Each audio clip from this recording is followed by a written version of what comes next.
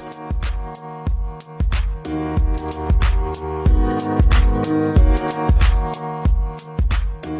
everyone, welcome back to the Tatas Cave.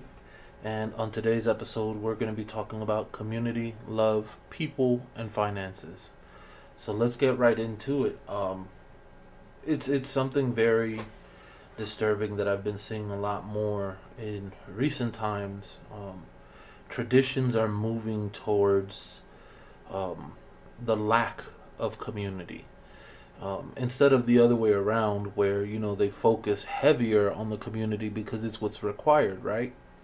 No, their practices are moving away from community. And what I'm talking about in general is just there's certain things that elders, I would say, are teaching the newer generation that is very destructive to a community environment. It destroys the whole concept of having community.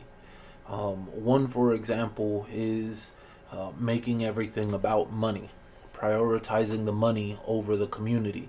And that kind of a teaching mindset, don't get me wrong, you're just trying to get ahead in this capitalism game and whatnot. But in the process, you're losing sight of the community that you're supposed to be out here uplifting. And in the short term, it is very beneficial. And you get to lead a very flashy life and have all these fancy things and whatnot, and gold chains and fancy cars. In the long term, it is altering the traditions in a very negative way.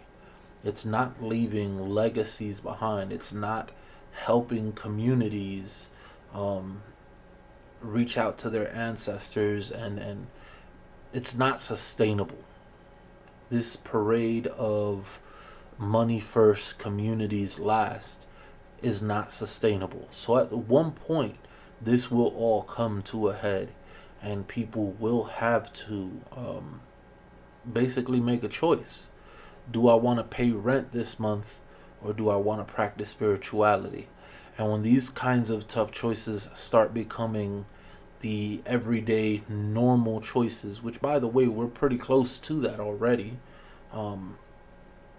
then people start choosing to live versus tradition. And then we have people that should be part of the traditions. They should be allowed access to these traditions because that's what their ancestors practiced, and quite frankly, that's what's in their path, in their destiny. But they're negated that path, that destiny, not for any other reason, but they just didn't have the money. They weren't rich enough to be able to afford it. And when we get to that point, these traditions really start going down the drain. And we're very close to that already. As I said earlier, it's I've heard of several times actually by now. I've heard of several times where people take out loans, large personal loans with ridiculous interest rates, to be able to do their ceremonies, to then be almost trapped within these loans and be forced to work their spirituality in, you guessed it, a money first environment to be able to pay off the loans that they just acquired. So they're basically being pigeonholed into work spirituality for finances and to prioritize the money. And it's a vicious cycle, it just continues and continues. And then they teach, their next generation that, listen, if you need to initiate, I know it's a lot, but I need this money, and you should just get a loan, and then you can get initiated like I did. And then when they get the loan, guess what? We're back to the same. Now they need the money, so now they start to prioritize the money to pay back these loans, and et cetera, et cetera. And it just continues to go downhill like this. I don't recommend this. We need to save the communal aspect of these traditions. There has to be an end in sight to this. The community should come first and foremost. Don't get me wrong, I'm not telling everyone that everyone else is their community. Um, if you know me and if you've been around me long enough, you've heard my podcast, you've seen my Twitter posts and whatnot, you would know I am absolutely very abrasive, and I own it. I am very abrasive. I call a spade a spade. I call a scammer a scammer. I call bullshit bullshit. And I understand that that is very abrasive to some. That is very harsh. Um, but it is what it is. It is what it is.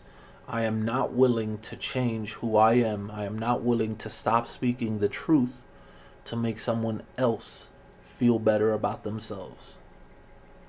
If I say anything and it hurts you and it offends you and you feel like it's targeted at you, that's probably because it is. But I'm not saying it in a mean-spirited kind of way. My goal isn't to tell you that you are a vile scumbag. My goal is to tell you that you are wrong and there is still time for you to reverse your course and save the community behind you, the people that believe in you. So, I don't consider everyone my community, to be honest with you. My community is the members of my Munanso. That's it. I owe no other obligations or allegiances to anyone or anything else. My Munanso and the spirits that authorized it and the great Sambiampungo. That's it. That's my allegiances. That's my obligations. That's my community. And so I have to focus heavily on my community. But when I make these podcasts, what I'm doing is I'm trying to leave a better tomorrow for my community. And don't get me wrong, I understand that if people elsewhere hear this and they are inspired to save their communities, that is a bonus, because then day of tomorrow, then my community also gets to live in unison, side by side with other communities that are prioritizing themselves first too. And so we then have almost like an alliance of communities that respect each other, that love each other. And that's a very beautiful thing, because you're leaving behind a legacy for your community to follow. But yeah, it's very disturbing, the practices. And as I said, I just mentioned one example, but there are so many other things that people are doing that directly contradicts the concept of community. And we need to be more mindful of this, and we need to save our communities. You have no obligation to save my community, but you do have an obligation to save yours. Save your communities. But yeah, that's the whole conversation on communities. I just feel like it's being ignored, and it's such a vital part of these traditions, and it's being tossed. And eventually, people won't even remember that it is a concept within the traditions altogether. Then eventually someone's going to mention my community and everyone's going to look at them like they're the crazy one. In terms of love, this is something that intersects back with the community conversation, right? You have to lead with love, no matter what tradition you're from. And I get it. Palo has a very dark reputation, an ominous reputation. Those are them Congo folks. They are, they are mean. They are this, they are that, they are scary. I get that part. But even us Congo folks, we approach each other with love. When I approach my God kids and we hug, none of their heartbeats are beating funny. It really is all love amongst us. Maybe not to the outside of the world. Maybe to the outside of the world, like maybe to them, I'm a little bit more harsh. I'm a little bit more impatient. I'm a little bit more insufferable. But to my God kids, to my community, I'm a teddy bear. I love them and I place their best interests first and foremost above everything else. It's about the people. not about anything else. Don't get me wrong, the day of tomorrow may come where I decide, you know what, I do need to start working the spirituality for a profit. When that time arises, yes, there will be room for making profit, because obviously I'd still have all my bills, right? I'd still have rent, light, I still got to take care of my family. So, yes, there will be a price tag, but there's a difference between establishing a price and just outright abusing what you have and turning it into a whole commerce. Um, and even then, right, I can't tell you what you're worth. Only you can determine what you are worth. But if you're going to charge someone for a service or a product, then really give it to them. They already paid for it. You lose nothing in actually giving them what they paid for. There's a lot of people that don't come from a place of love. They don't come from that. And so even when you pay for ceremonies and products, um, they're not really putting their heart into it. They're it's the money. It's the money they're after, and that is first and foremost, and everything else comes after that. And when you do these kinds of things, you are also breaking the community, but you're also breaking the person's will to practice these traditions. So in a sense, it's a lot grander than the community when you do these things. When you place anything above the love of the practice, you're also betraying your ancestors. If you come from a place where your ancestors practice this, I need you to hear this. If you are abusing the practice to make yourself wealthy at the expense of other people's well-beings, you are betraying your own ancestors. You are the very monster that they fought against. And why do I say this? Because you have to remember that ancestors fought for these traditions to live on. They fought so that these traditions could be passed down. They fought so that these traditions can be used as tools to help each other, to uplift each other. When the world beat us down, this is what we had to lift each other up. So if you're using these traditions in a way where you are only concerned about you and your well-being, and you're not focusing on anyone else's well-being, and it's all about your money and you're this and you that and this you and that you, then that's the same exact mindset that was used by the people that hurt your ancestors. The reason they hurt them is because it was all about them. Your ancestors didn't matter. And now you're turning around and doing the same thing back to others. It's all about you, and everyone else is inconsequential. They're irrelevant. Their well-being is irrelevant to you. Please, lead with love. And you will see there's a very big difference in your practice, in the respect you get on these streets, and in the respect you get from your ancestors. There's no need to betray every ancestor you had just to make $1. You can do both. Both things can be true. I can charge for readings, but still be first and foremost concerned about the person's well-being. I don't have to go broke, go homeless to be able to practice the spirituality. But what I do have to do is prioritize the people, not the money. If there's someone that the Spirit said, hey, you have to help them really bad, this person needs it, they need you, and they tell me outright, Tata, I don't have money for a reading, you know what? Don't worry about it. I'll charge that to the spirits. Plus, if you believe in yourself and your ability to bring them prosperity, then there isn't an issue, because you don't have it now, but after I'm done getting this prosperity into your life, you will have it. So we could talk about that later. But that's if you believe in your own ability to really make it happen. It's only people that don't believe in their own ability that they want the money up front.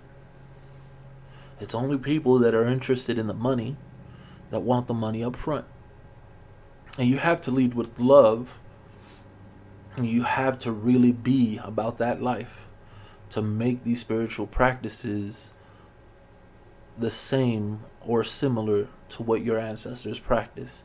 You want to honor them by doing what they did and putting the people first, the community first. It's all about the love of the people, not the love of the money. They didn't do it for that. And it's time people start waking up and understanding that it's not about that. Sure, as I said, some people have to. They might be disabled or they lost their job, and I completely understand and I completely sympathize with them, and I agree that they absolutely can sell their services. But at one point you really have to stop being a business person and stop being so cold-hearted, and start loving the people that you're doing the services for. Listen, I love you whether you have $1 or $1,000,000 in your pocket. It doesn't matter to me. I'm going to help you regardless. And if you can afford to give me this, then great. And if you can't, then we're going to make you afford it. And then we'll see how you feel about me. Because if you only had $1 and I put that million in your pocket, then the ball is in your court. Do you love me as much as I loved you? Will you return the favor? So yeah, there's a lot to be said there about the love part. The people goes hand in hand with the love, if we're talking about the people, we're generally talking about minorities. Don't get me wrong, I am fully aware of the fact that sometimes these spirits will call to someone that is very unlikely in your opinion or in my opinion or in anyone's opinion. It's very unlikely, and we might not agree with who they call to. We might not. But it's not our job to judge the spirits. It's not our job to tell them who is and is not allowed. It's their job to tell us. We pray to them. They do not pray to us. They tell us who is and is not allowed. And so there are times where, other people can be accepted into traditions. And, for the record, if you're listening, you're one of these people, this is not about you. I'm specifically speaking to the minorities, to the people that come from oppressed and hurt bloodlines. As a people,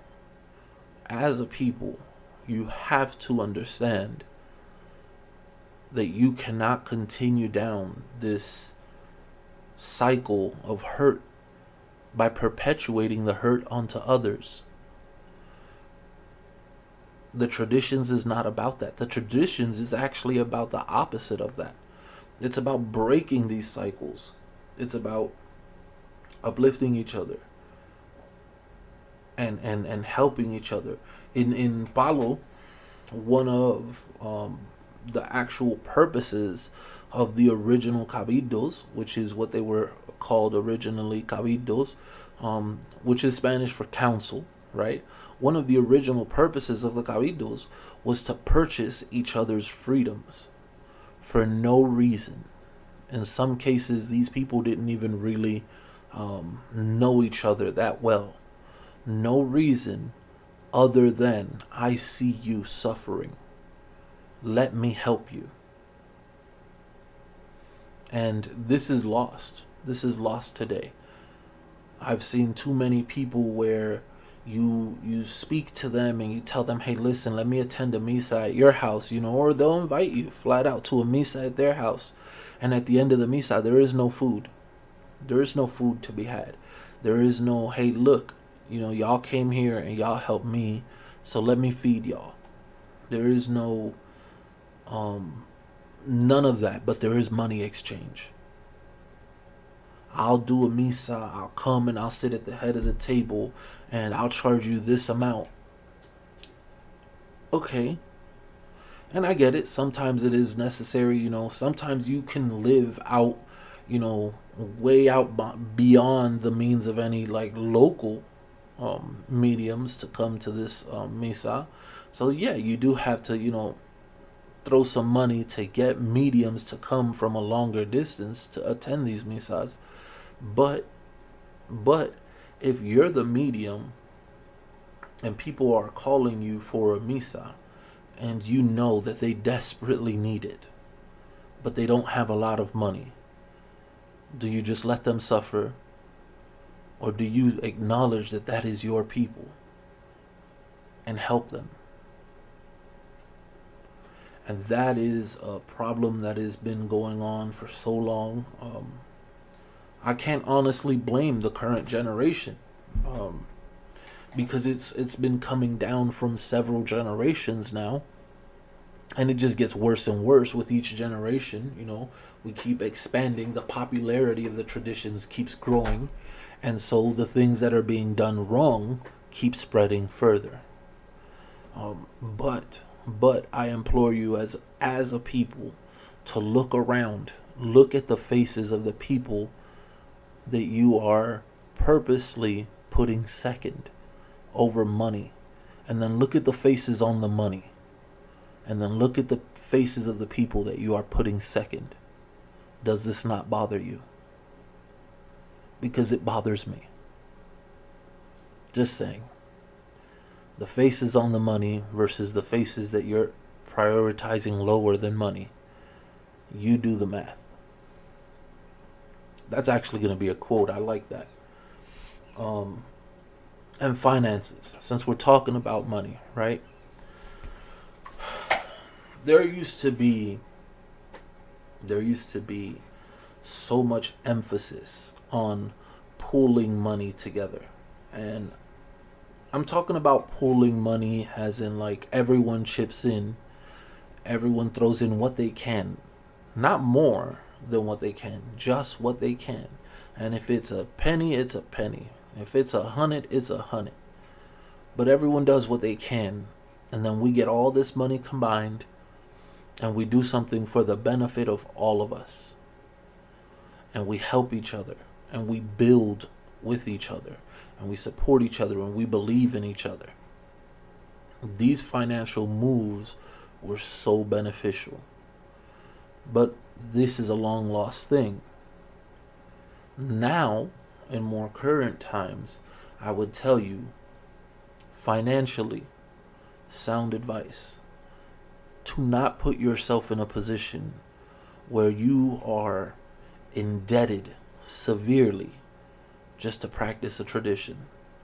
That is not okay. It does not matter what anyone else says. You cannot practice a tradition if you don't have somewhere to live. So you have to prioritize certain things. You have to take care of yourself above certain things. Don't get me wrong, I'm not saying it's not a good practice to show sacrifice to the spirits and really, break your back trying to make it happen. That's fine. But you cannot put yourself in a situation where there is no home to go to when you're trying to receive spirits to take them home. Take them where? Where will you take them? There is no home to go to. And the people that are charging for these services and products need to understand that too. You cannot be out here demanding that people pay you so much that they end up overexerting themselves, overextending how much they really do have in their pockets. And now you bled them dry for everything they had. And now their whole life is going backwards. But hey, at least they got their ceremonies done. That's not okay. That is not okay. So please, on a financial side of things, prioritize correctly. I've always told my initiates, my God kids, hey, listen, it's gonna run you X amount to really do this. because you need this, and this. If you do not have it, if you cannot afford to lose that amount of money this month, if you cannot afford to invest it, because let me rephrase the lose to invest, because you're not losing anything. Everything you invest into the spirits, they will give it back to you. But if you can't afford to invest this, because let's say you have rent or you have light, the spirits will understand that you have to live first and foremost. If you're not living, you can't be venerating them. How can you venerate them when you yourself are not in a situation to venerate anything? And so I've told my God kids plenty of times, if you cannot afford to make this kind of an investment, hold off. Save for it. Save for it. And when you have the money saved up, then we can do it. There's no rush. There is no need for you to not pay your rent because you want to do this. There's no need for that.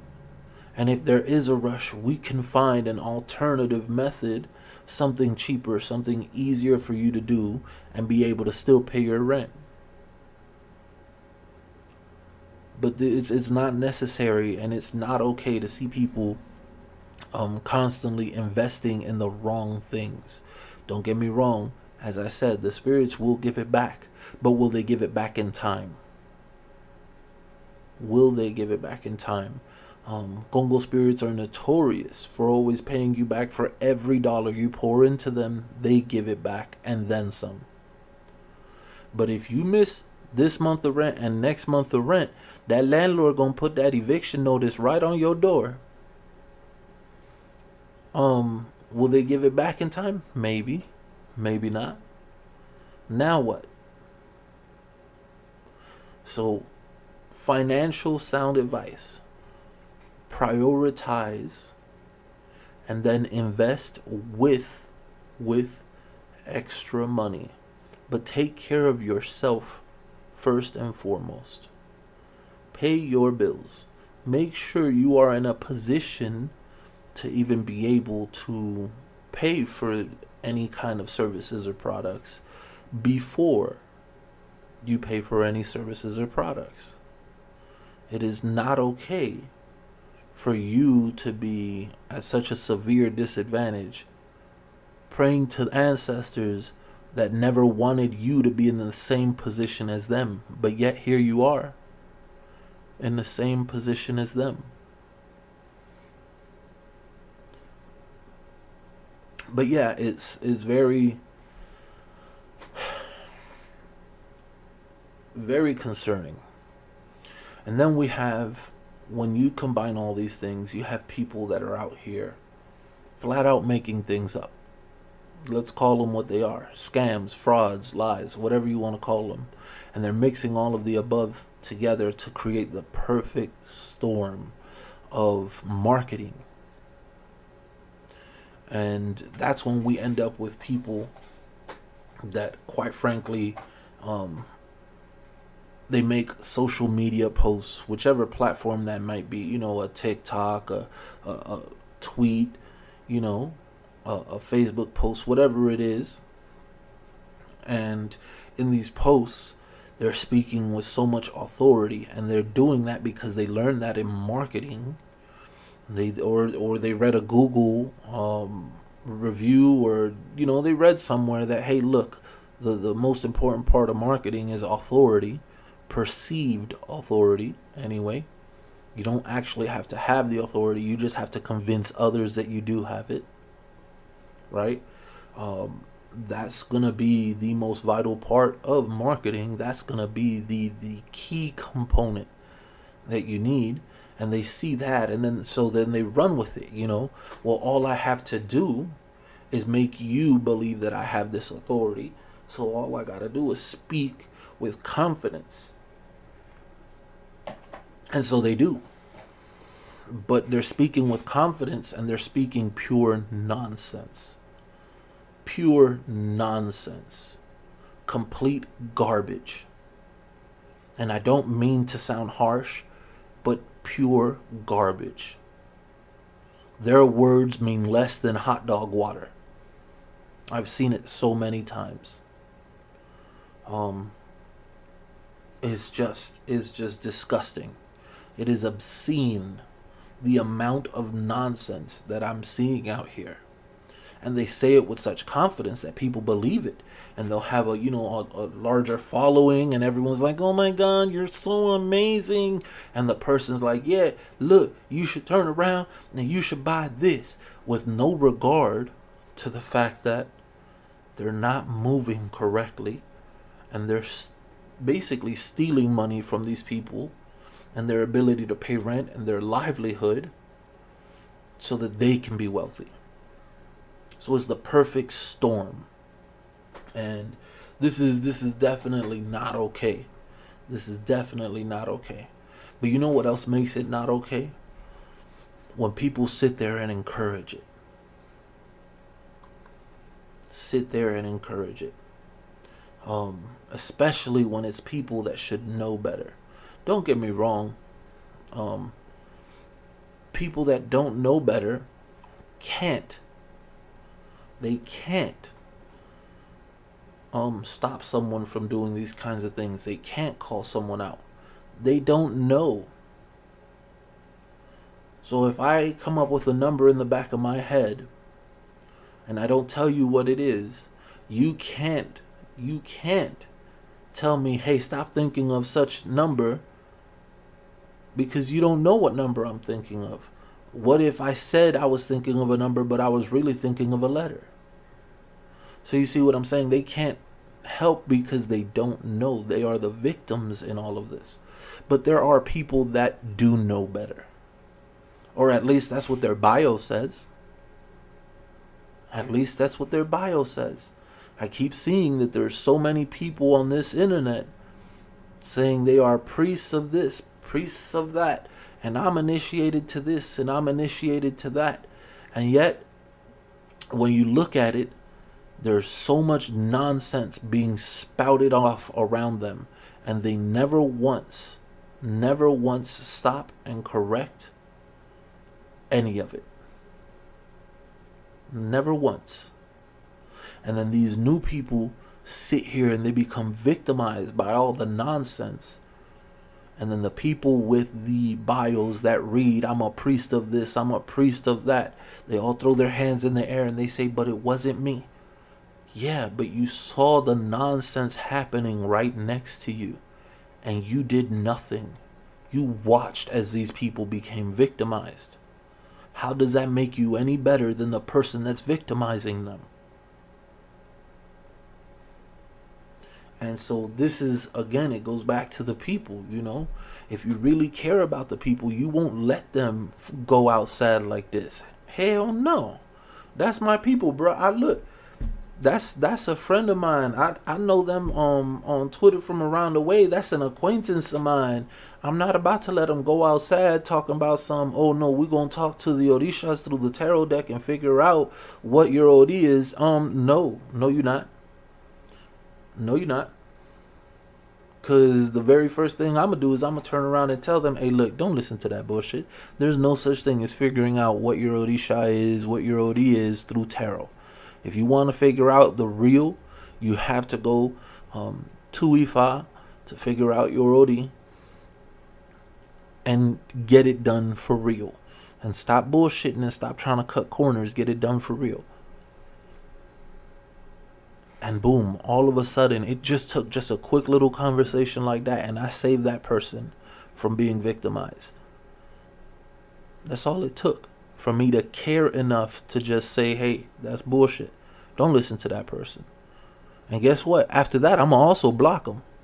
Because I don't want the people that look to me, for the people that look to me for truth and for answers to be confused by the fact that I am here following this person, kikiing with this person. Meanwhile, they are victimizing the new folks that know nothing. Because what does that say about me?